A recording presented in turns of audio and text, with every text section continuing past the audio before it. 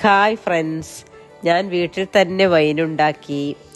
യൂട്യൂബിൽ നിന്ന് റെഫറൻസ് എടുത്തിട്ടാണ് ഇത് ചെയ്തത്.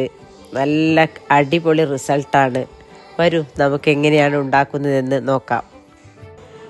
ഞാനിവിടെ 1 കിലോ മുന്തിരിയാണ് എടുത്തിരിക്കുന്നത്. ഈ മുന്തിരി അരമണിക്കൂർ വെള്ളത്തിൽ കുതിർത്ത് വെച്ച് 2-3 തവണ ഒലച്ച് കഴുകി കുക്കറിലേക്ക് മാറ്റുക.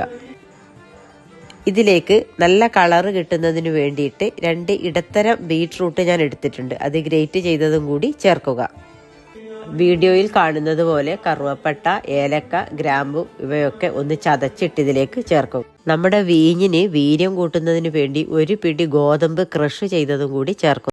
ഞാനിവിടെ 1 കിലോ മുന്തിരിക്ക് 2 കപ്പ് പഞ്ചസാരയാണ് എടുത്തത്. നിങ്ങൾക്ക് ആവശ്യമുള്ളത്ര മധുരം ചേർക്കാം.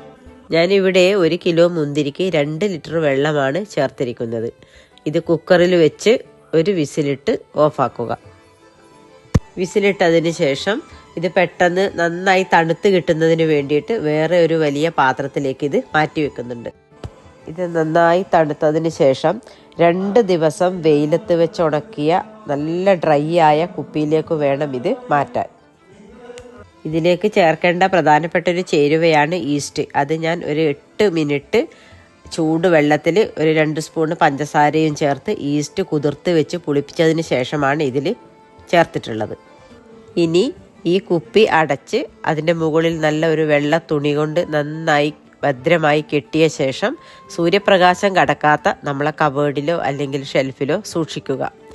7 ദിവസം കഴിയുമ്പോഴാണ് നമ്മുടെ വൈന് റെഡിയാവുക. അപ്പോൾ ഓരോ ദിവസവും നമ്മളൊരു നല്ല ഡ്രൈ ആയ ഒരു തവി വെച്ചിട്ട് ഒന്ന് ഇളക്കി കൊടുക്കണം.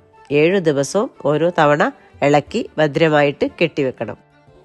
7ാമത്തെ ദിവസം നമ്മൾ വാങ്ങുന്നത് പോലെയുള്ള നല്ല അടിപൊളി കളറുള്ള ടേസ്റ്റി വൈൻ റെഡി.